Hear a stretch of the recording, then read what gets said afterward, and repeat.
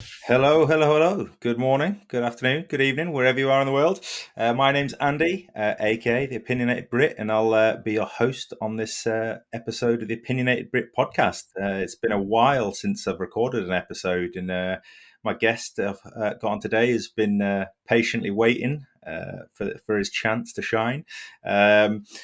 You'll know him as Blackland Razors. Some of you that may know him a little bit better will know him as Shane. But I am, it's a first for me actually, because I've not had a dedicated hardware manufacturer on the podcast. So everybody, please welcome Shane Swatzlander. Shane, how's it going?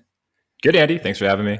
Yeah, We've been working at this for 3 months or something, trying to get this together. Every time it's some sort of reason on one of our ends, but I'm glad we could get together finally. Yeah, no, it's been good. I mean, yeah, I think the last episode that I recorded was with Doug and Fran from PAA. Yeah. Hopefully some of you guys have listened to that, but yeah, there's been a lot going on. I've changed jobs and I've been trying to find my feet in that, and also I've been doing the other podcast with Todd from Take Care Man. So that's. I mean, we try and sort of stagger it. So I'll do my podcast one weekend, and then the next weekend we'll do the Take Care Man podcast. So yeah. So how's your weekend going? What time is it over there? It is 12:48 in the afternoon. Lunchtime. Yeah, good weekend. I'm just working all weekend. My wife's on a business trip, so it's actually kind of perfect for me because I'm trying to finish up our new website. So I'll just be, I'll just be here cracking away at it. So as soon as we get off this, I'll be back in the grind. And actually, a couple hours we kind of re-released or restocked the Tradere safety bar. So we were doing that this morning as well. But yeah, I noticed that. I was having a look on the website just before. So whereabouts in the US are you? Where do you live, Jane? We're in San Diego now. Kind of down for anyone who knows the area. We're right next to Balboa Park. It's kind of like the big park of San Diego. Before this, we lived in San Francisco. We moved down here during COVID because we could. And we were in the Midwest before that, so in Ohio and Indiana. So we've been kind of moving around, and then started back in California. So we've been done the full circle. And when you say you've moved around, like I've moved around quite a lot as well. Like during, obviously, once I left the army, and when I was in the army, and when I say I moved around a lot in the UK, like you can get from one end of the UK to the other in like 5-6 hours. Like some of the states over there, it can take 5 or 6 hours to get from one side to the other. So it's it's pretty big. So it's kind of cross country, like 2,000 plus miles. Wow. But yeah, so we used to do a lot of cross country road trips, just like, for moving, but we were in college, we'd drive back for the summer, that kind of thing. So we've done that a lot, 3-4 day drives, but we kind of love that thing. Nice. So for I guess most people be tuning in to hear about you and Blackland and how it came about. But do you want to take us through a little potted history of how you've come, sort of, I suppose not the ins and outs of it, but where you grew up and how you've come to sort of run Blackland Razors, I guess. So there's a big jump between how I grew up and the Blackland, but yeah, so from like rural San Diego, like a small town, like an hour from here, and then I actually met my wife in high school. Then we lived in Northern California for a few years, and then we moved to Indiana. We both went to Purdue University, and then after that, we went to Columbus. And actually, right at that point where we moved from Indiana to Columbus, Ohio, is when I started Blackland. And so I went to school for physics, and I don't want to say I hated it. Like I like physics. I like understanding how the world works, but I realized I don't want to do that. I don't want to be the person. Like I want other people to give me the cliff notes, and I like that. Like I like the high level. Like, okay, that's how it works. Great, but I don't want to figure it out. And I was really into triathlons and marathons and cycling at the time, and so I had this idea for a bicycle part.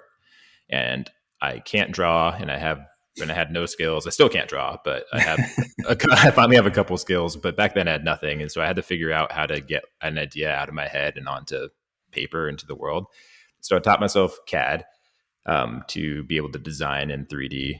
And while I was doing that, I was practicing just designing stuff around the house. I would, take a coffee cup and I'd kind of measure it and model it, and sometimes I 3D print it, but really it's just to practice. And right around then, my wife had gotten me a safety razor, like for my birthday, like 6 months prior or something like that. I wasn't in the hobby at all. I just had a razor and I used it because it was kind of going through a hipster phase. This was kind of right. This is kind of like right around then. It was like the 2012, 13 kind of range. And I was like in my early 20s, I got into, hipstery things. So things that are mechanical and old ways of doing stuff, and going to the French press coffee instead of, a Keurig, like, which I still do, but stuff like that. Until she had got me a razor, and I just used it, but I didn't know there was a hobby. But so I kind of took that razor and I was playing with it, and I just modeled a razor, and then I would play with it and kind of refine it and 3D print it. I thought that was kind of fun. And I started shaving with it, and it was terrible, but fun, So then I didn't have a plan for a business or anything. I was just playing with a little design because I didn't know that there's a bunch of insane hobbyists. I had no idea the depths of that. So anyway, I made a razor that actually could shave, and I was thinking, oh, that'd be cool if maybe I could make this out of metal, like maybe. And I actually thought like, oh, it'd be cool to make this out of something that's really, really high quality metal, like stainless steel or something. And I went and looked it up. Turns out people already do that. So I was like, oh, great, there's a market here. So I took my design. I still didn't have it in stainless steel yet. It was just in plastic and in digital. And I showed the design to a few wet shaving people on Instagram and through forums, and they liked it. And this is 2015. This was a time when you could do that because there wasn't enough. There weren't enough competitors yet.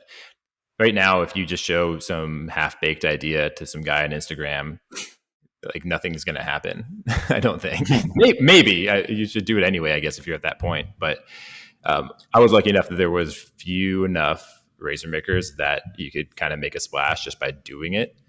So I had the design, kind of showed it around. People kind of got into it, and I got a little following on Instagram and other places. And then we made a Kickstarter campaign. The first one was terribly designed and priced and failed.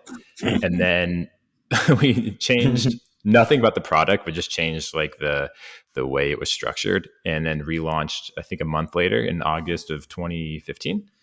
We got funded, and then that's how we started our first production of the Blackbird.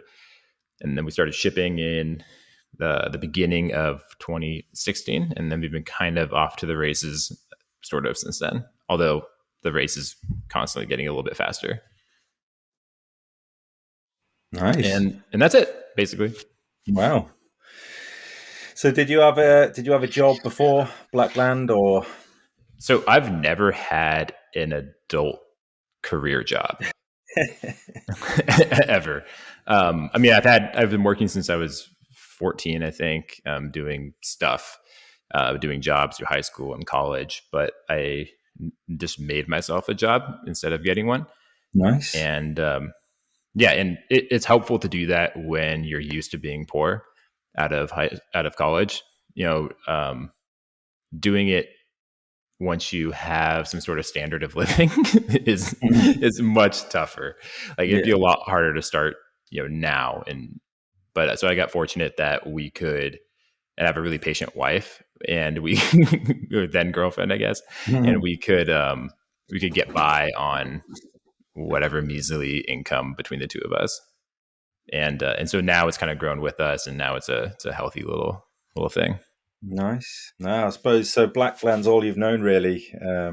Yeah. In terms of work, wow, it's impressive. But I guess that's how. Well, I'm not going to call you a businessman, but that's how entrepreneurs, I suppose, get into the business, isn't it? They have an idea and they push it until they succeed. So, yeah. Well, wow, hats off to you.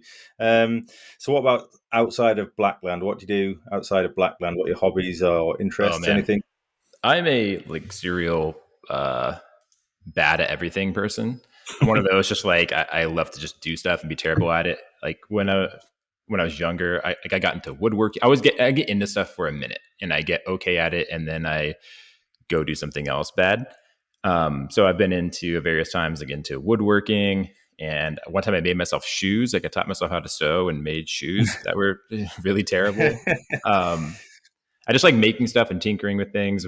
I've always been into running and working out. I'm training for a marathon again for the first time in a few years. So that's taken up some time right now. Like I said, used to do triathlons and stuff. And right now I just work a lot. We're trying to grow Blackland, and I also am kind of working on a side business completely unrelated right now. That's kind of in the like fetal stage. All right. So that's taking up a lot of my time. But I would say right now my current obsessions are I'm really into podcasts. I listen to them like 24/7. I'm big into cars. That's the other thing. I love cars. Always have since I was a kid. And I like coffee, cars, right now running and working out. And it's kind of all I have time for, and podcasts and music. Yeah. And then when I have 20 minutes, I pick up the guitar and plunk around and be bad at it. What's your favorite car, or have you got a favorite model or brand? Oh, that's a good question. Man. So we have a Lotus Elise, which is a British car, which is cool. Yeah. So love that. So I'm kind of partial to Lotus, but they're not like, I don't know if it'd be my favorite car overall. I actually probably the Porsche Carrera GT is probably just like from my childhood. That was when it was the king, 2004-ish. I was, 14, 15. It's just like amazing. And I also think it's kind of the pinnacle of like a modern car, but still very, very manual, right? There's not very many driver's aids. It's not very electronic. It's pretty analog. And I think that's the perfect zenith where analog cars kind of peak, where they're really like a driver focused car, and where electronic aids were enough to make it feel modern, but it's not like it is now. Yeah. So that's probably, I guess that, or, like a Ferrari. We could do this all day. This isn't a car podcast. I could go all day long. Yeah. That's fine. We can talk about cars. What do you make of the electric Porsche? I can't remember the name of it, but I've seen the Taycan. Yeah, that's it. It looks beautiful. But it also seems like it costs twice as much as a Tesla Model S and doesn't do as much, or isn't like much better. So I think it's prettier. I think that it's a Porsche, so it gets some points just because of that over the Tesla. But it's hard to justify like doubling the price for nothing.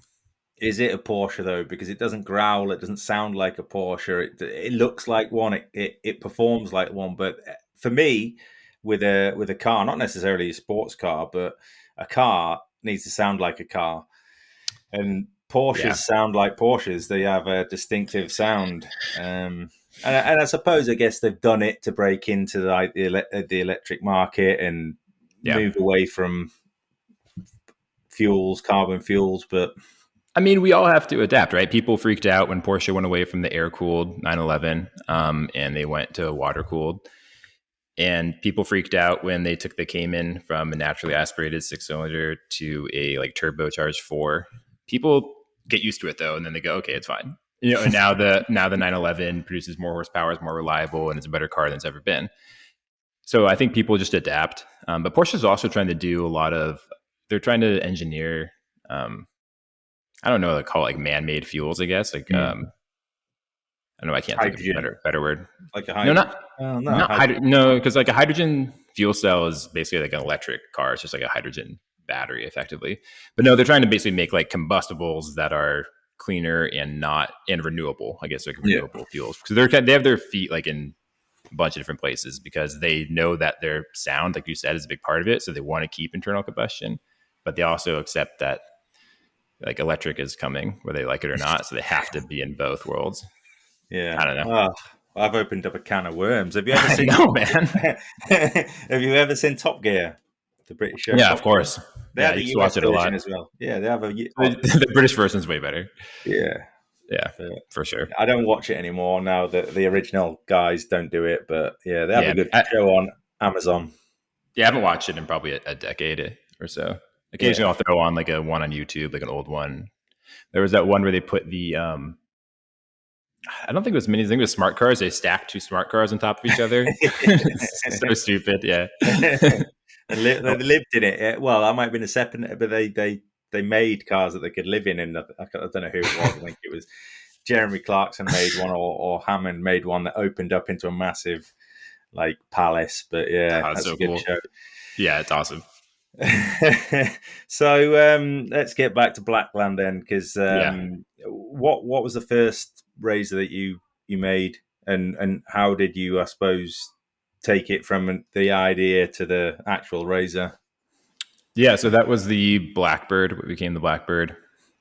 Basically, like I said, I was copying another Razor, and then just to get the initial geometry, like how the blade mounts, and then it just kind of went into my own world. Because I'd only tried one or two Razors at that time, I had no perception of what is normal. And that kind of, I think, is what I credit to making the Blackbird as unique a shaver as it is. There's no other influence there. If I had tried a bunch of other things, I think it would have really changed the way that Razor turned out. But because I was a novice, an outsider, it made me just approach it from a completely different way.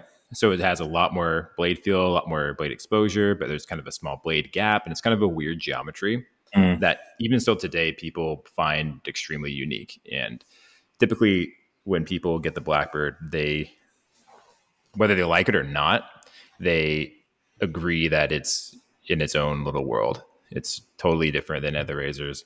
And that can be, like I said, it's definitely a love or hate product. But anyway, so the history of it. So I was just designing, playing around, and shaving with it and figuring out what worked for me.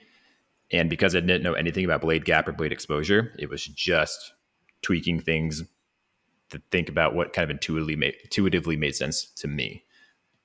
And eventually I just wound up with a razor that worked well for my face.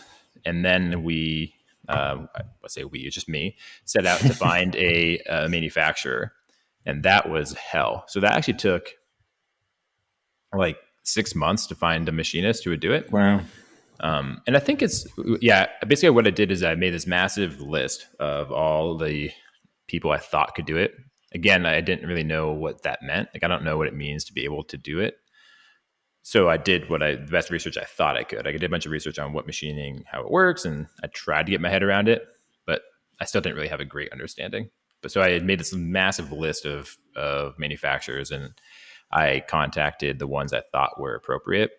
And of that, there was like 70 something, I think.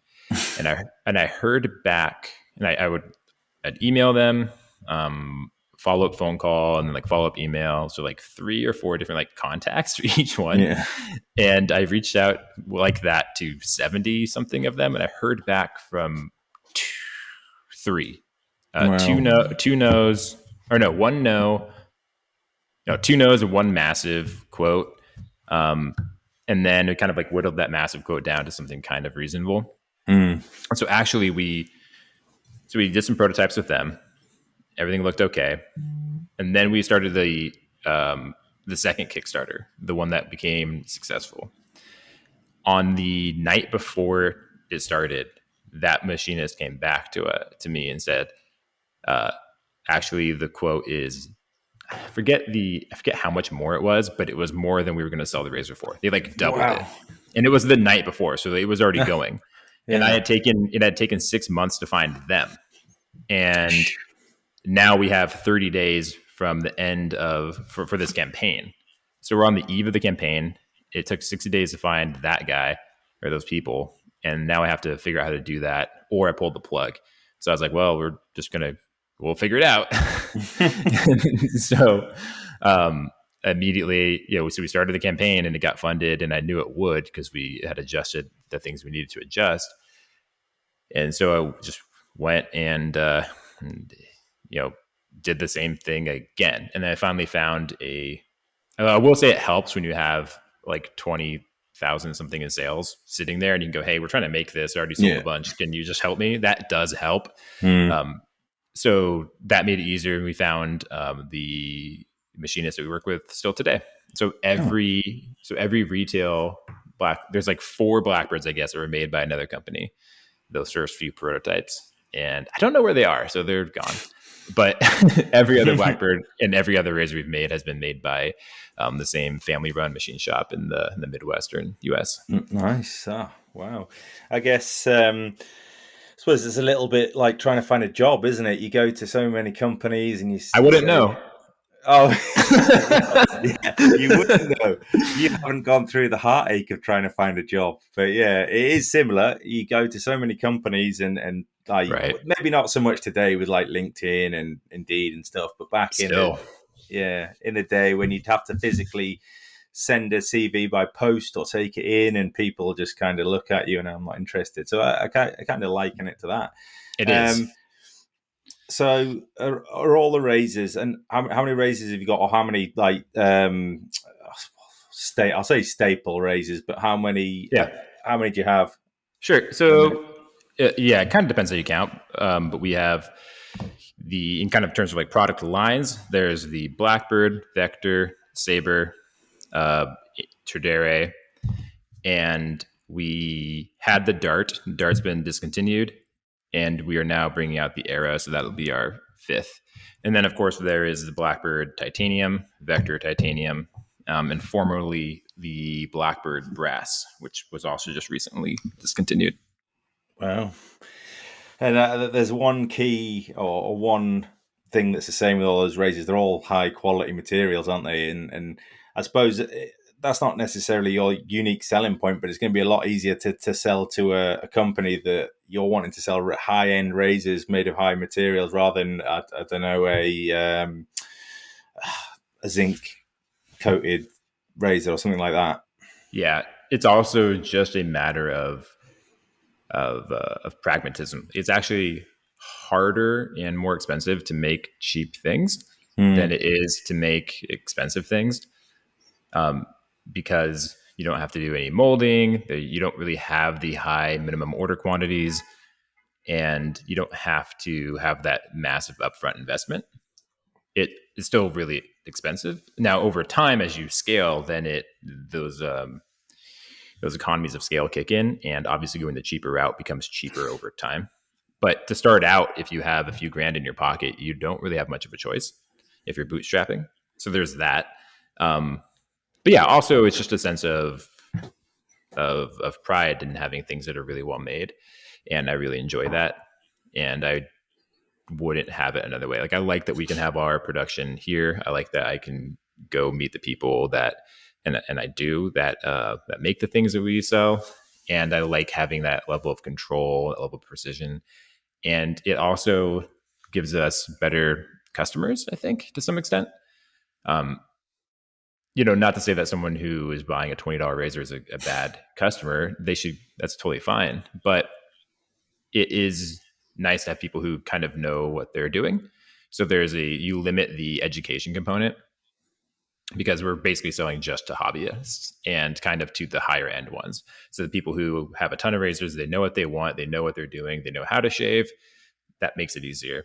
And the final reason is that it is when you're running, up until this year, it was basically a home-based business, and you can't do that. Well, it's harder to do that if you have lower priced items because you have to physically store them, right? So if you have to have 10 $20 razors as opposed to one $200 razor, that's 10 times the number of things you have to have in your place.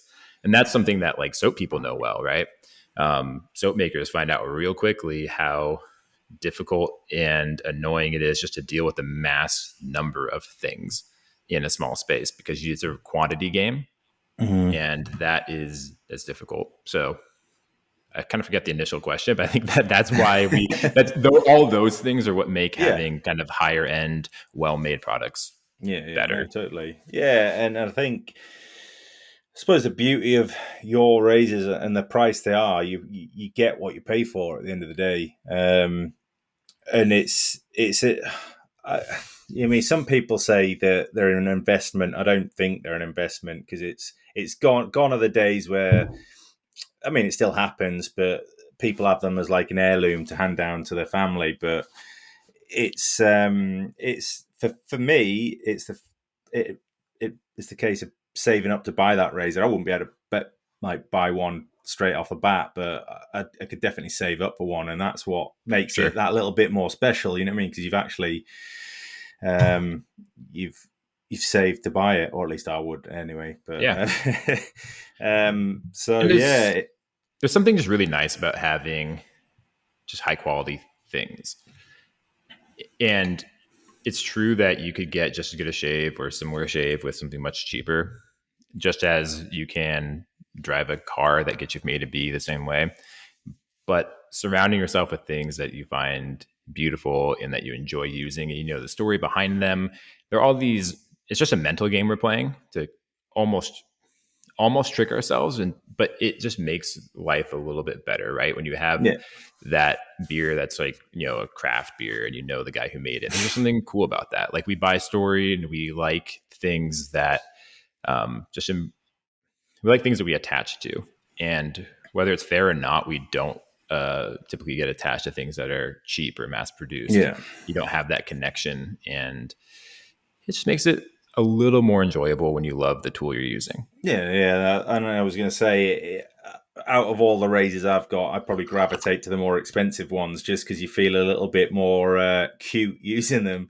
Like cute, yeah, exactly. Like my Rockwell 6S. Don't get me wrong, it's not a really expensive razor, but it is well made, and it shaves probably the best out of all of my razors. But yeah, for me, it's like, I wouldn't call myself a collector. I suppose I'm a hobbyist, but I'm certainly not a collector. I don't buy stuff to just keep it, and I buy stuff to use them, especially in wet shaving. But you get more enjoyment out of using something higher end. It's it's liking it to, I suppose, having a Ferrari or having a I don't know, a Toyota or something. Toyota, sure. yeah. But I will say though that if you want to make money, you might want to be Toyota, right? So like Rockwell is selling a ton of razors, and that's amazing because they have a product that is approachable and that works really well. And that's basically what the Era is going to do, right? That's not a razor that's going to you're not going to have like an emotional attachment to it like you might with a Blackbird or with another cool razor that's very, really elegant. But it is it's a tool, and it's a really good one that is really high quality, and that works, is going to get the job done. And that if you needed one, you could do that, right? You could drive your Toyota forever and you don't have to worry about it. It's not as precious. So that's kind of nice as well. You can kind of throw it in a drawer, and not a Toyota, but you can throw the Razor in a drawer and you don't have to worry about it getting scratched up. You don't have to you're not going to, you may not take it apart every time you shave with it and dry the blade with your little like towel, like some people do, and get really, really detailed about it. You can just like throw it to the side, and if it gets a little scratch here and there, whatever, but you expect it to last. And those things are nice as well. So that's why we're trying to go for both of those. But what we don't want to do is go super cheap, right? Yeah. When you go in the Zamac world and you go way down market, that's okay. I think it can be done well if you have a really interesting design, but it also kind of limits what you can do from a physical perspective to the actual design. That's why they all kind of look the same. There's not very many. There's not much variation in that world. Yeah, and I think there's a difference as well to how razors are made. Like, your razors are made to such a high tolerance, you know what I mean? And you can tell that they're well made, whereas, well, there are companies out there that don't. You can tell they're not. They may take pride in how it's made, but it's not. You can tell it's not to the same standards as like a Blackbird. Sure. Is there a limit on I suppose not a price you charge, but like a value on a razor? Like, I'd love to have a Rocknell razor, but I don't think I could justify paying. I don't even know how much they are. I look at the price and I just kind of go, no, I'd never be able to afford that. But would you ever produce a razor that's, I suppose, only the really rich could afford? I think we already do that, unfortunately, but and I don't love it. So we have the the Blackbird Titanium and Vector Titanium are both north of 300. Right. And when you polish them and have a stand, they push in like around 400. Right. And that's ridiculous. But I think we'll probably stop there because that's already insane enough. Specifically, though, that brings the reason why they're expensive is simply because they're really good tools made out of titanium. Yeah. And as opposed to the Rocknell, which is incredibly well engineered and really, really well finished, like jewelry, like a watch. Those are really collector pieces where they're really kind of like artisanally made. Those guys do a really good job. Those are a really small batch, and they're extreme precision, extreme like finishing detail. And so when you buy that, you're buying it more like a Rolex or something. Whereas the stuff that I want to make, I want to make it because it does something better. So we do titanium because it shaves differently, not necessarily because it is like a finer, more premium material, if that makes sense. Yeah. And so I what I don't want to do is get into, at least at this stage, is get into the high end, like watch like stuff. Yeah. We're already in high end enough, but we want it to be high end, but you can just buy it. Ideally, right now, this year has been different because of production, COVID issues, but ideally we want stuff that we make in large quantities that people can just come and buy. And when you start doing really fine, detailed hand finishing work, that makes it really difficult. Would you say then, you touched on it then, would you say a titanium Vector shaves differently to a standard Vector? The difference between the titanium Vector and the stainless Vector is less pronounced than the difference between the stainless and titanium Blackbird. Right. But it is different. And that's simply just because there is less weight to be removed, particularly in the head of the Vector. So that delta between the two is smaller. But there is definitely a difference in the shave.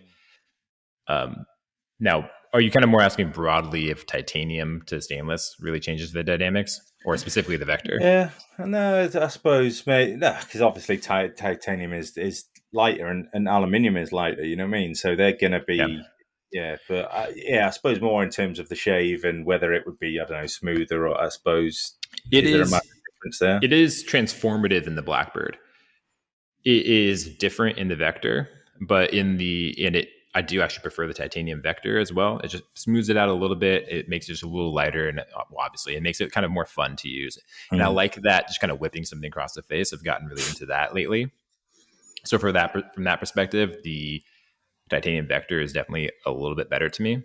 But when I say a little bit, I mean that the difference isn't that dramatic. The Blackbird, though, is completely transformed in titanium in a way that really surprised me. If I had known about it, we would have done it 2 years previous or something, because it really is the better razor. The lightweight. First of all, the titanium is a perfect kind of midweight. Like we say, lightweight compared to stainless steel, but still like twice the density as aluminum. And it's kind of the sweet spot, especially for a razor like the Blackbird, which is blade forward. When you take away a lot of that weight, you reduce that kind of natural pressure from gravity. And so you can think of it as, like if you press the razor into your hand manually or into your skin manually with your hand, that's kind of what gravity's doing to a heavy razor. And so when you reduce that kind of natural pressure, if you want to call it that, you lighten up some of that blade feel, but it's still there if you need it, because you can just add it back in with your hand. Yeah. And so that is really nice. And so it really smooths out the Blackbird and just makes it incredibly comfortable to use while still maintaining all that efficiency, because it has the same head geometry. So it really is incredible in that razor. In the Vector, it's a little bit better. Yeah. Nice. So something I want to touch on is, I've only known about you for probably a year, but I think it was something to do with the Vector and the new, it's not really new anymore, the single edge Yaki, and it gets called different things. I think Raster is probably what a lot of people call, and everybody started saying, well, it's just a copy of the Vector. What's your thoughts on? Because I was looking through some of Yaki released some new handles recently, and they're very similar to the Sabre, and I think they even call it the Sabre. What's Nice. your what's your take on people copying other people's razors or designs? What does it frustrate you? Do you take it as a compliment, or is it annoying that people are trying to sell your razor but to a broader market?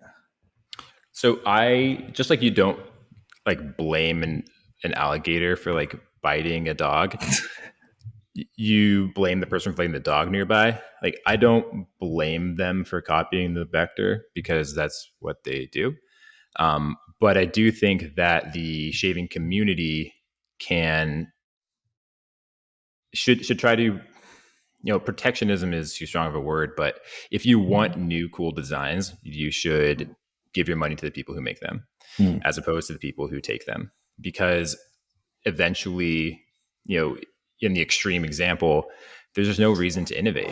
There's no reason to make new things if immediately someone else takes it and remakes it into some other version. And people will say, oh, well, theirs is just a crappy Zamac version for $30. And the answer to that is like, well, what if it stops being that?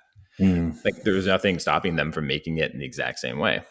The only thing that stops them is market forces. And that is the community saying, hey, we want to actually make the people who move our industry forward, we want to buy their products. We want to make them whole, and we want to support that.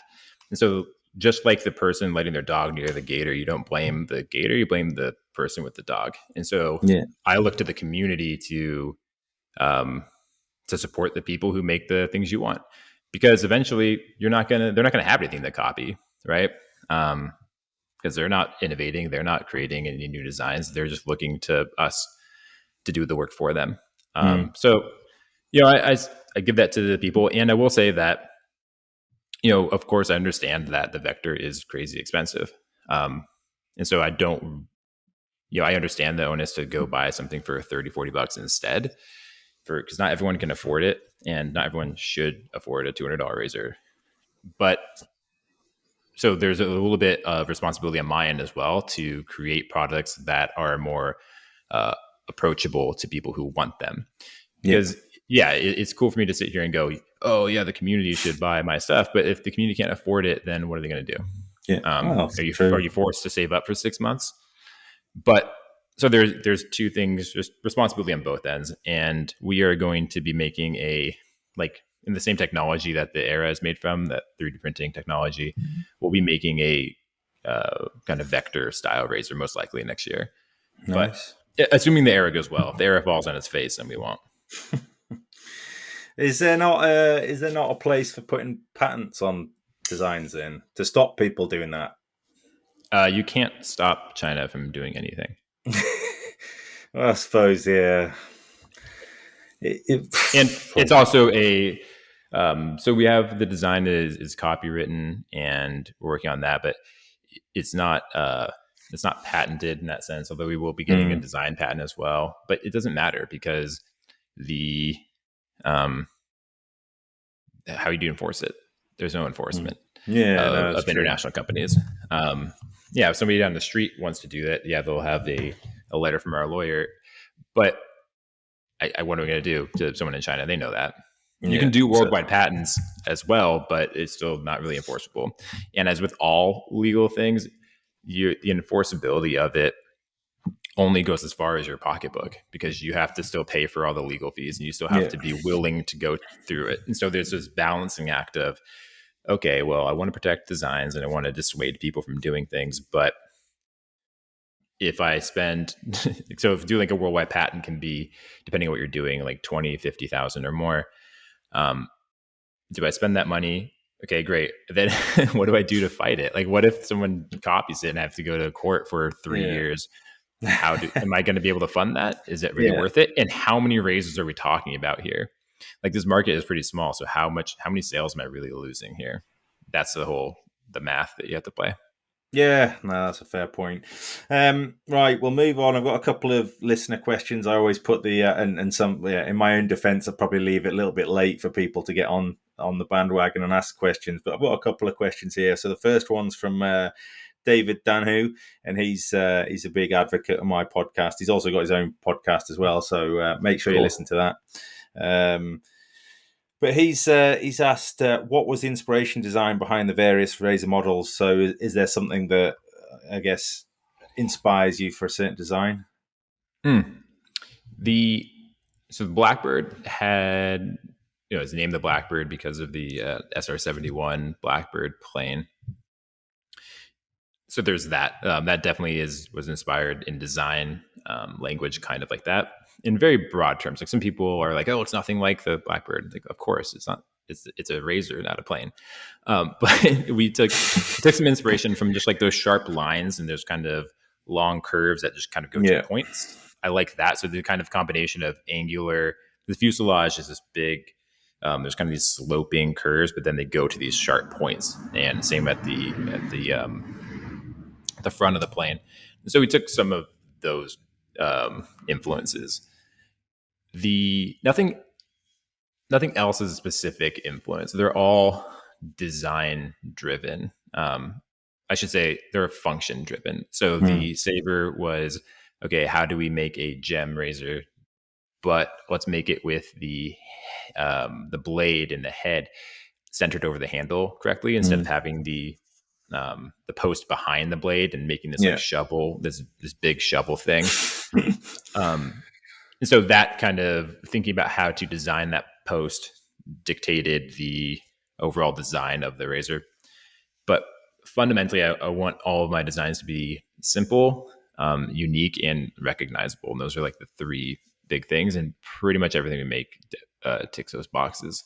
And the Vector was even more so dictated by its function, because the whole goal there was, let's just go as far away from the mongoose as possible, because because there was the Cobra, which had a slimmer head, but all the 3P Artist Club razors at that time were just massive, really heavy and bulky, and I hated it. And also, same problem with the gem, where the head was shifted forward. And so using the gem innovation on that blade post, we put it in the Vector. And then the whole game is like, all right, well, let's make it as small as we can.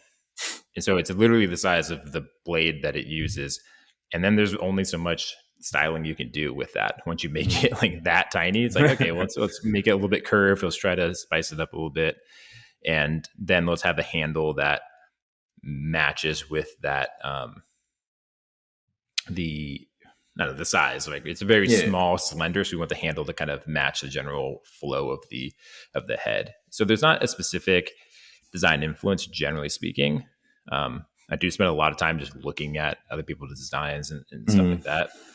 I'm not really a designer in any professional sense of the word. I try to make things that shave really well, and then we try to make them look good second. But everything is designed in one piece. So every razor we make is designed to be one functional item, as opposed to other brands who make like 10 different handles and a bunch of different heads. And it just looks like, to me, like thrown together. And I hate that. I like when things are cohesive and they look like they were designed together because they were. But yeah, so that's how designs kind of come about. Oh, well, I never really looked at it like that. But now you say it, that razor is that razor. It's not like a Meccano set, like say where some people, that's what it's designed to look like. I've got another question, but I don't know whether you'll be able to answer it. Do you have any experience with straight razors? That's not the question, but that's before I ask it. If this is a straight razor related question. Okay, well, we'll ask it anyway. Yeah. I've used straight razors. We'll ask it. It's quite a specific question, but this one's from Belvin Nadar on Facebook, and he says, I have a question about using straight razors. How do I master shaving right below the jaw? I mean, the corners. Most of my nicks and inconvenience when shaving is in that area, and I'm not yet comfortable with alternating ways of holding the razor. Oh yeah, well the problem is that I'm also not comfortable with the alternate ways of holding a straight razor. So. I can answer that question for you. I can answer that question. Yeah, please do. Don't use a straight razor. That's my answer. That's a cop out. All right, I'll join with that. I like that. No, I have a couple of straight razors and a couple shavettes, and they're fun, but I'm bad at it. Mm. Of course, I could get good at it. I just haven't decided to. Yeah, I think I'm put off straight razors just because of the maintenance that's involved with them. Like, Yeah, that's the a, thing. a DE, you can change the blade every single time if you want, but with a straight razor, but I guess I can see the attraction to it because in the same way that the whole wet shaving influence for people doing it is the process and the ritual of it, and that's the same with a straight razor. Some people, I guess, get a lot of joy out of honing the Sure. I mean, razors. look, like a straight razor is to a DE kind of what a DE is to like a cartridge. Is that kind of next step, because a cartridge razor takes zero maintenance, zero thought. When you're done with it, you just kind of throw it away. You don't have to worry about anything. But the safety razor is much more process oriented. You have to figure out kind of a few things, and you have to learn the skills. You have to learn how to maintain the equipment, and a straight razor is just another step in that same kind of process. And so I think that people who are process driven and who like also like things that are difficult, like a safety razor is more difficult to use than a cartridge, and a straight as well to compared to a DE. So I think people just like the next challenge, and they like the next level of process. Yeah, But I don't. tell you what, But I don't. At least not yet. I'm too lazy. I'll tell you, Will, who will have the answer, Belvin. If you go on, I don't know if you're on YouTube, Belvin, but go and follow a guy called Dave Card. He's a UK straight razor. He's got a channel, and he just like makes it look effortlessly. That was the one I'm trying to get. So yeah, Dave Card or John June is another good guy to speak to in terms of straight razors, but neither me or Shane help you. So yeah, sorry. Yeah, right. So that's it for the listener questions. We're going to fly through onto the next section now, which is the quickfire question. So as you know, these could be on anything or anything. We'll crack straight on with it. So, first one: would you rather kiss a snake or a jellyfish? Snake. Snake. Okay. If snake, yeah, I think you've got more chance of not getting injured. Yeah. Yeah, definitely. I guess it depends on the snake, but if we're just talking about generic snake, yeah. It doesn't say where you have to kiss it, though. It's true. There's a lot of snake to kiss. Yeah. If animals could talk, which one would be the rudest? Ooh. Most obnoxious animal. Well, I feel like a koala. Koalas seem kind of mean. That's the first one that pops into my head. I feel like mainly they would surprise you because I think they look really cute, but I think they're probably just mean little bastards. And I don't think you'd want them to talk. So I guess that would be my answer. I think there's probably a meaner animal out there. I feel like a lot of birds are kind of mean. Emus and ostriches, they're just... Yeah, there you go. Yeah, they're fuckers. And llamas and alpacas, they look nice and cuddly, but yeah, if they want to spit at you, they'll spit at you. I don't think they would be mean to talk to, though. Well, I don't know. If they're gonna spit at you, they're probably gonna spit some like cuss words. That's true. Right. If you were arrested and the police told your friends and family that you've been arrested, but with no explanation for what you've done, what would they assume you've done? Oh man, I probably got into a fight for somebody for not putting their shopping cart away at like Target or something. I think that'd be my guess. Wow, which I think is a justifiable reason to go down. Yeah, 100%. Yeah, put your trolley away, man. Put it away. Yeah, just do it. Right, here's a trivia question. Which 2008 film starring Christian Bale has the quote, "I believe whatever doesn't kill you simply makes you stranger"? So it's 2008, so it's probably in the Batman space, probably Dark Knight, but I don't remember that quote exactly. Yeah, okay. Yeah, you've got it. It's obviously from the Joker. It's something the Joker would say. When you read it out, yeah, that makes sense. Loud. Yeah. Would you rather be stuck in a lift with someone who talked nonstop, or be stuck on an island all alone? Oh man, assuming the same amount of time and everything. Yeah. Island for sure. Yeah, I mean, my little boy, he's 3, and he just sometimes never shuts up. So Yeah. he just goes on, and yeah, I love him to bits, but sometimes you just want to break. New York style pizza or Chicago style pizza? New York, I guess, but I don't really care. Do you like pizza? Yeah, sure. Oh, okay. I'm not super food like. I'm not a big foodie. I like food. I eat it, but it's not like a huge thing for me. And I don't have strong opinions about it usually. And I've had both, and they both taste like pizza. So it's good answer. Would you rather have 2 long yellow front teeth like a beaver, or no teeth at all? Oh man, no teeth at all for sure. For sure. Okay, so next question. If you could have a meal with anyone, fictional or non-fictional, dead or alive, who would it be? Okay. I think the non-fictional or the fictional part's kind of difficult, so I'll stick to non-fictional. I guess Dr. Seuss would be my pick. Oh, really? I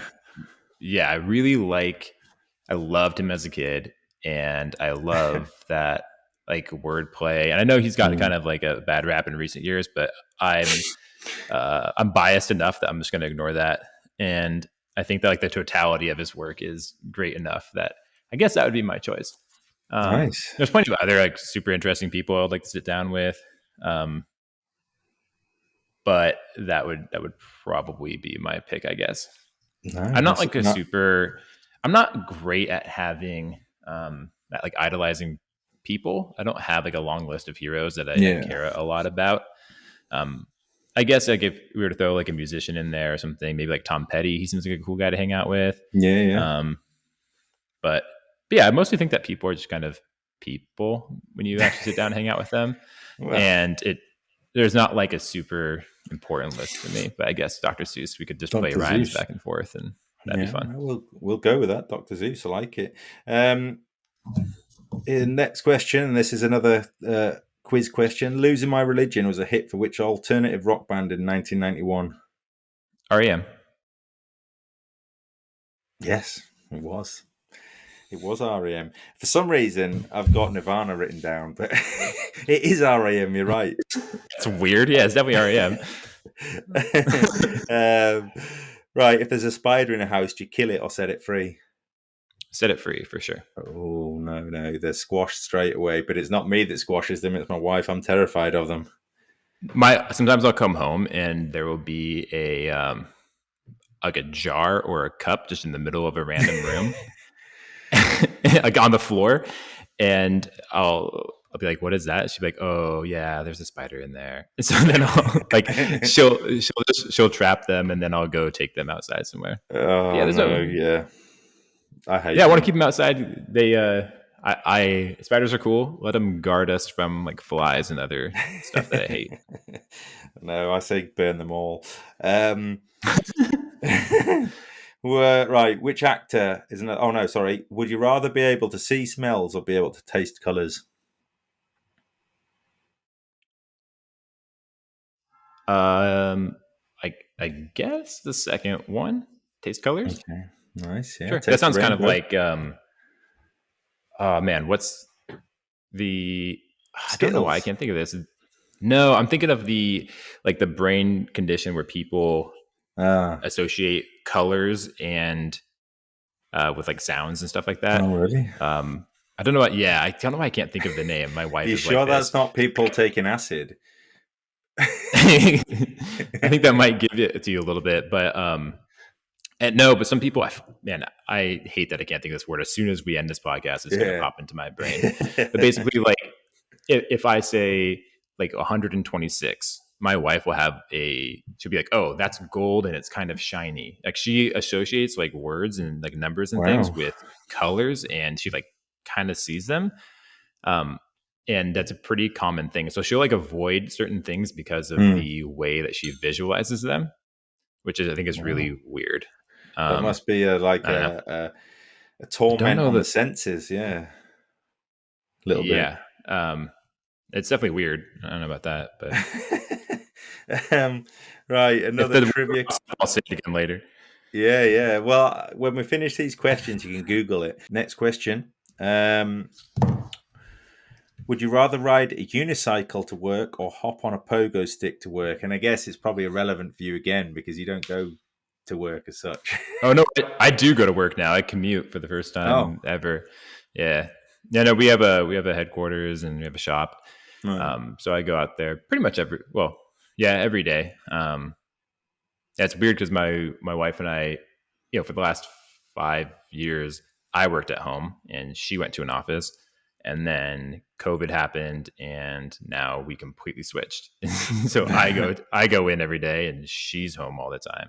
Oh, But anyway, the answer to neither would make it to my work, but unicycle for sure. yeah, yeah. It's less, Yeah, pogo sticking for yeah. distance must There's be. a reason we invented the wheel, you know. Yeah. Right. 2 questions left. If you could have any actor play you in a movie of your life, who would it be? Ooh. So if we, I'm trying to think about the best way to approach it. Like you could always say like who kind of looks like you, Hmm. or who do you just like best? Man. Um. So I've always kind of, this isn't a good answer, but it's the answer I'm going to give anyway because I think that's the point. I really want when I grow up, and then eventually when I'm like 50, I want to look like Liev Schreiber in Spotlight. So I want Liev Schreiber to play like future me now because he looks so handsome with his kind of graying hair and his cool beard, his kind of scruff, and his metal like circular glasses. And he kind of vaguely looks like me, but like a handsomer movie version. And so that would be my pick, I guess, or like maybe like a Jake Gyllenhaal or something. Hmm. Yeah, In that's a interesting. Yeah. By the way, don't watch his recent movie on Netflix. It's terrible. That's a top tip, Shane's top tip for the day. Yeah, don't bother. Right, last question. It's a trivia question again. In which game do you have to collect as many marbles as possible with hippos? Oh, Hungry Hungry Hippos. Yeah. You should have said it like with animals or something. well, maybe, but there is a lot of different alternative versions. You can get frogs now. You can do it with frogs. They're not official. Okay, fair enough. You can't get them. So I guess this is what parenting looks like because I had no idea there's frog versions or whatever. Yeah, there's frog versions. I'm trying to think. There might even be a fish version. I don't know, but yeah, there Cool. you go. Every day's a school day. Right. Thanks for that, Shane. I do enjoy that section. It's just a little bit weird and wacky, and Me too. Are Are you going to ask that question that which of my competitors, Razer or whatever, is the one that I would? Oh yeah, go on. I am going to ask that now. You've asked it for me, but yeah, if you could have designed or had any Razer from, I mean, you don't really. I wouldn't say you have any competitors, but there are a lot of artisans that have Razors.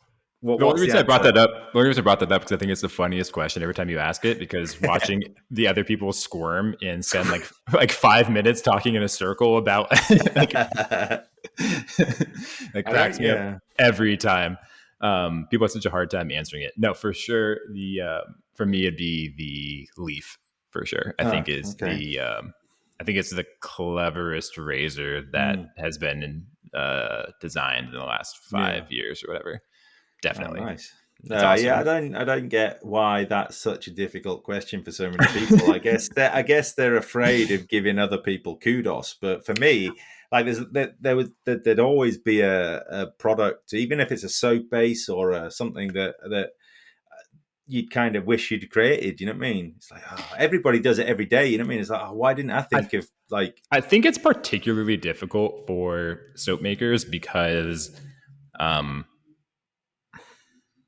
the product is so like really similar. Where I can look at someone else's kind of clever thing and be like, oh, that was a clever way of doing that.